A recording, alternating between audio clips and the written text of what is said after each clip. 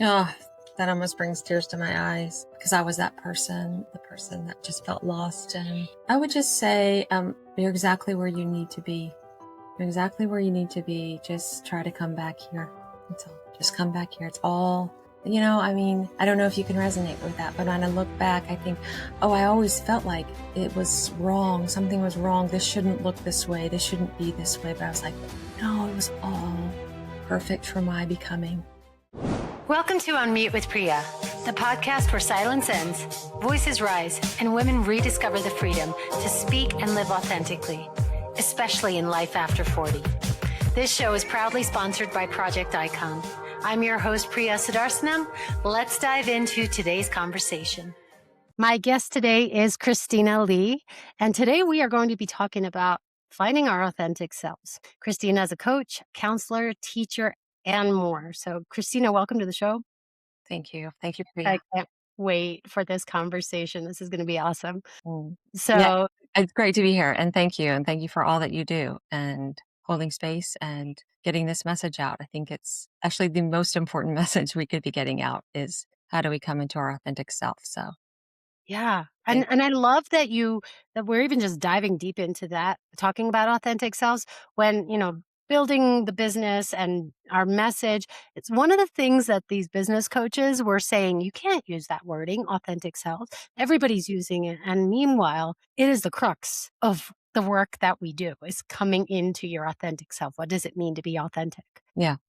Yeah. Yeah. And I would say even the work, the soul's work, I think it is the soul's journey to do that. And yeah, so it's pretty important. So yeah, thank you. Definitely. So you're, like I said, you do so many amazing things. You're a coach, counselor, you're a teacher. You have so many modalities that you know how to use. So tell me a little bit more about how you got into this work to begin with. Okay. Such a good question.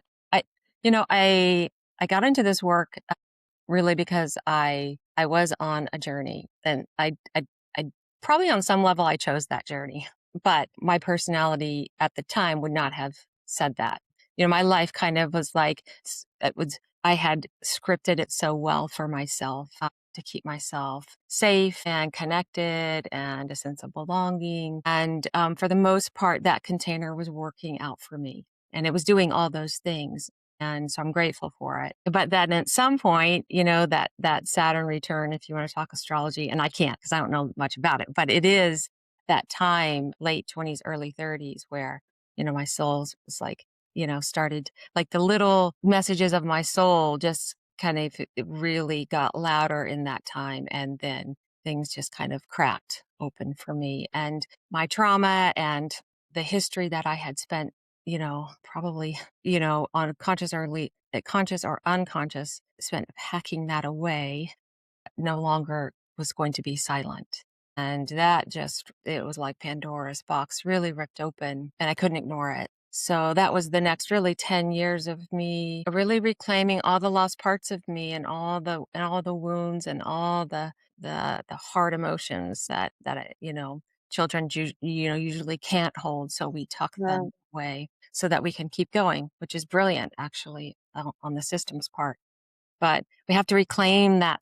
We have to reclaim that because that's part of who we are. And so there was a lot of reclaiming in that 10 years, a lot of, you know, working through the woundedness, a lot of recognition of actually, okay, this is who I was that got tucked away and what got tucked away that isn't this, that is also authentically me. And that tends to be our authentic self, Yeah.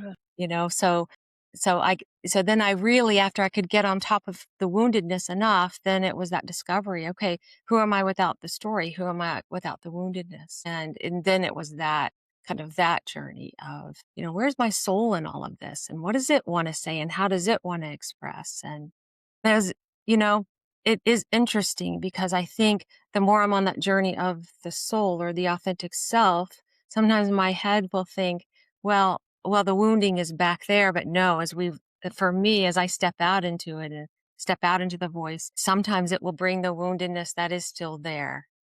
Yeah, Well, like, definitely. oh, wow, that's interesting that just popped in. It's I like, love I love how you said reclaim because as you were saying that, I'm visualizing and just even for it made me think of my process that we have all these parts of ourselves and whether they I don't wanna call them positive and negative because that's putting a spin on it, but whatever the experience was, reclaiming that and integrating all these parts back into ourselves so that we can essentially be whole because now it's part of our story, and I think one of the things as you were saying that, one of the things that I did for so many years is try to push this story away because it was so hard and push this story, and really the key to that healing and the integrating and finding out who I was bringing it back into me. Have you found that in your work? Yeah, definitely, it's essential, and we just can't bypass it. And well, we try, and then the body will speak, or we'll have a crisis comes up. Really, in efforts to get us to look back, to turn in. And if it's, I hope it's okay with you. You had shared it. Okay, you had shared it on a podcast about how when you were going to move and finding out you were going to move to the States, and you came out, and you were telling, I think your brother and your uncle was like, I think he said, "Shut up." Yeah, he said, "Shut up." I remember it to this day. I remember coming out of the house we were in Cambridge in a small town, and I'm so excited. Little, and I'm just like, "Woohoo, we're going to the US," and he's like, "Will you shut up?" And that from that point on, that that's where I started muting myself. Even though he didn't tell me, "You don't have to be quiet for the rest of your life." It was like I was so young that it created that Yeah. subconscious pattern in my that it's not safe to speak. Yeah. Yeah. Yeah. And that's just such a good example of, then that beautiful, joyful, expressive, little girl just, she learns to hide to stay safe. And then another part comes up, maybe a part that learns how to fawn or accommodate or, all the things to cope with that. And I think it's like, and so I think that's important with the reclaiming of the wounds. We also reclaim the authentic little one. I really found that in the work. It's like, when I was reclaiming a 5-year-old and holding her and her woundedness because she wasn't met, it's like, oh my word, you're so full of like just curiosity and joy and all the gifts and qualities. And so we can, also reclaim that, which is important. Like you said, it's all of it is the wholeness of who we are. You've mentioned the word soul a couple of times, so explain in your words, talk about soul to I understand it as far as my perspective, but just for the listeners here, because I think sometimes people think you're talking about soul, it's too woo woo, but we all have souls. It's Yeah. not. It's the basis of who we are. Yeah. It is my understanding. And through a lens of psychosynthesis, we use that. Not everybody has it, so my work doesn't fit for everyone. But I do kind of my idea or feel or experience of it is that there's source, spirit, what is known by 1,000 names, whatever. That creator, energy that we are all come from that. And it's like that energy comes through, like a prism, and then we all come out in different bodies. But So would you say that when we're returning to our when we find our authentic self, we're returning to our soul? yes, I Yeah. definitely. And I think that, kind of the lifetime that why we sign up for this, I mean, to me, it's so that we can feel the separateness of it and then the exquisiteness of coming home. And maybe the source feels the same, as it divides itself out and then comes home to itself. I mean, it is beautiful, and maybe the more we are thrown out from the light of who we are, maybe the more exquisite the journey. I love the word exquisite. As you said that, I was thinking, when you do finally come back into yourself, when you rediscover, or reconnect with your soul, it is exquisite. It's amazing, and you can't put it in words. So, Yeah. exquisite is a great word Yeah.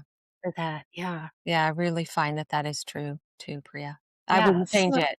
I would not change like, people say, like, to me, "Oh, I'm so sorry for your childhood and what you went through," and, I there's none of that. There's no part of that in me. I am so grateful for the journey. We grow skills, we grow gifts, we grow wisdom. I mean, most of all, we grow into our authenticity, which to me is more than love. Because if love isn't coming from authenticity, then it isn't clear and clean. But it's I wouldn't probably do it again. But I'm grateful for the journey. But anyway, You talked about crack. You were cracked open. That's a great image as well when you think about what cracked open looks like. What did that happen to you? Starting in your 40s. When did it start for you? it really. Let's see, the time frame was probably 29. Okay. Yeah, and very living a very conventional life. I was conservative Christian because that really kept me slave. I knew the rules, and if I followed those rules, then on all levels, I'm going to be taken care of. I mean, all the way, it was just so embedded in, the conditioning that I used to keep my structure and myself safe. I was married, I had 2 kids, I finished college, all the things. I was modeling in New York City and I was very thin. And, I was already being stretched on in many ways, especially my soul was, really speaking. But it was, and I'd come back from a photo shoot, I had my kids, and I lay down to take a nap for just a rest. And I shut my eyes and it kind of a scene. And I couldn't have made, I could not fathom where it came from because but I was in the scene. And so I actually called my therapist in DC and said, wow, this is weird. And she said, pack your bags. You need to come home. And within that week, it was really, like I said, it was just memories and dreams and nightmares and Mm, flashbacks. Yeah, trauma doesn't show up in a certain way. And maybe if I had paid attention a little bit before to the weird dreams or the things that were triggering me, and I had started to be a little bit more proactive, my psyche might not have gotten to this place where it just couldn't hold it any longer. yeah. And then did you start to make the changes in your life with your marriage, with your faith? Is that what No, happened after the yeah. I mean, I couldn't do that then. I had to kind of hang on and, that created, although there was a lot of things that were not helping me, that it gave me enough structure and stability and safety that I still needed it until I didn't. Hmm, It's like putting on all the clothes and all the layers and it feels comfy and safe. And then you got to keep putting on the layers because, that's the role. yeah. And then It's over time, interesting. yeah. Sorry. So go ahead. No, I Over was just going time. to say over time, it just gets tight and hot and unbearable. That's a And great way to put it, yeah. Because and then as you said that, I'm thinking, "Wait, I think I was cracked open at 29, 30 with a relationship, but then the pressure cooker went off at 40 something, and it was just like, it could not take this anymore." And that was me too. That's Chiron return astrologically. And that's really when we hit it. If we haven't, that first at Saturn, late 20s, early 30s is really, if we have done the work, we're meant to set out on our authentic self and put our gifts in the world. But if we haven't really done the work, then we get a second wake up call. And that's at midlife to say, let's try this again. Yeah. In doing this, in all your years of doing this work, what have you found that people are doing in their healing journey that's actually keeping them stuck? Oh, that's such a good That's a question. that's a loaded question. See, I told you you're gonna take me on the journey. I love that question. Well, one I think is fear. No, I'm not even going to say that. I'm not even going to say that. I don't know about that, but I think that's true. I think it takes a lot of courage to do the work and to look at our shadow. And I think we have to look at our shadow. It's part of the work. But I think there's this idea in psychology that it's about the story. And on one hand, it is about the story and we need to be seen and heard if we have not been seen and heard. But a lot of psychology doesn't look beyond the story or the pathology or the label. And so we don't know any more than to keep coming in and telling the story. And I think folks can have really good intentions, but then they spend a lot of time telling the story, trying to heal. But there's no soul self in, it's like, okay, and then where's the soul and what's the soul wanting?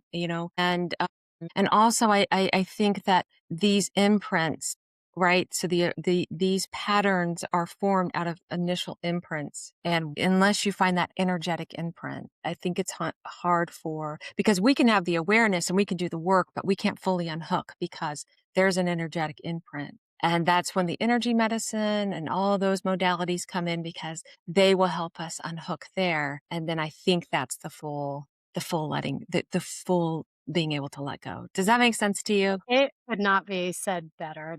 I'm smiling because I'm like, "Oh my gosh, you just said everything that's in my head, but so much more gracefully."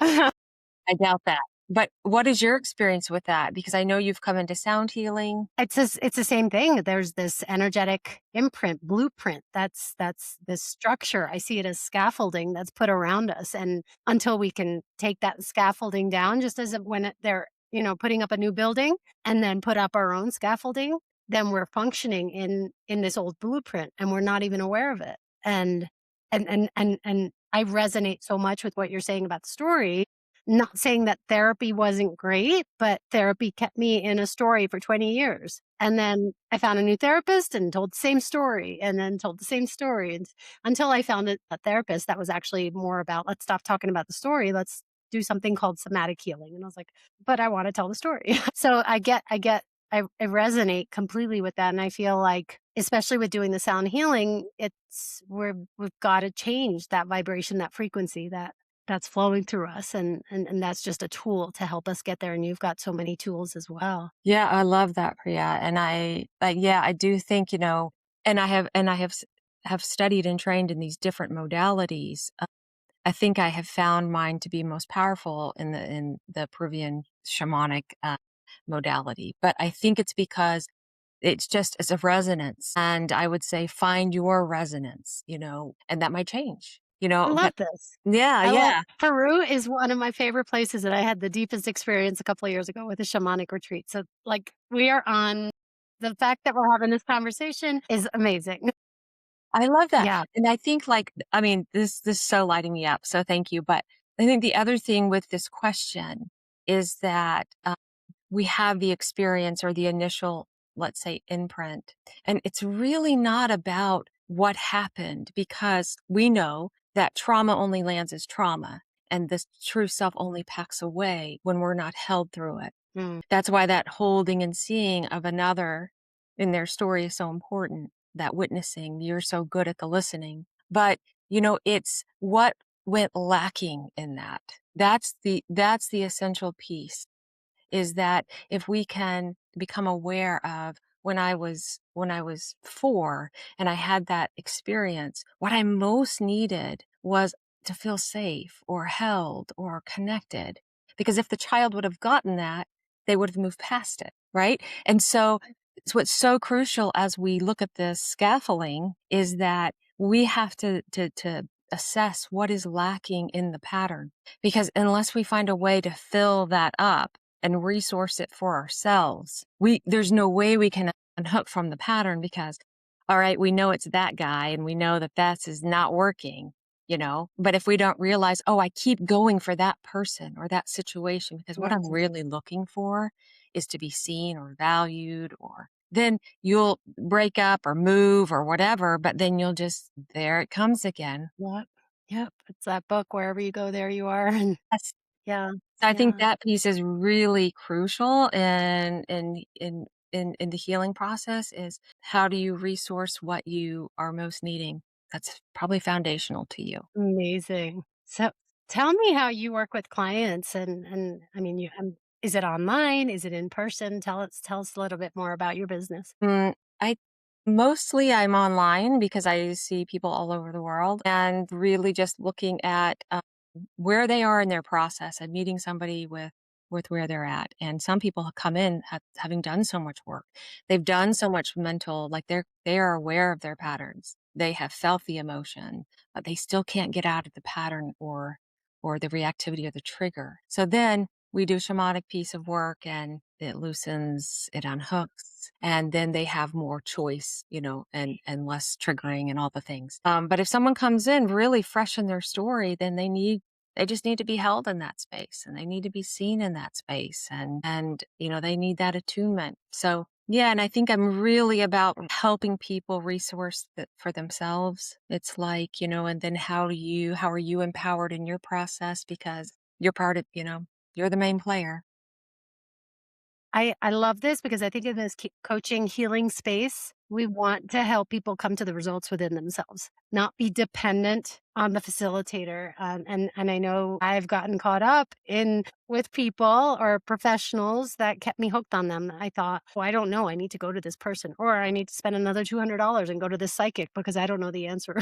So I always had it on speed dial because I couldn't trust myself. So what you're saying is so important, helping somebody to become resourceful with themselves, knowing that they have all the answers. Yeah, and not that we can't help bring some clarity to that, but I love the empowerment piece. It's, to me, that's being in the authentic self. That's where your sovereignty and your power is. I mean, and, so really, really supporting that for people. And, when we tend to look outside, we tend to look for, whatever we're needing, let's say approval. We tend to look for that outside or being validation or being worthy. We tend to look for that outside of ourselves because we didn't really get it. It went lacking, right? So if we do like affirmations or things where we keep trying to bring it to ourselves, it tends to only last for so long.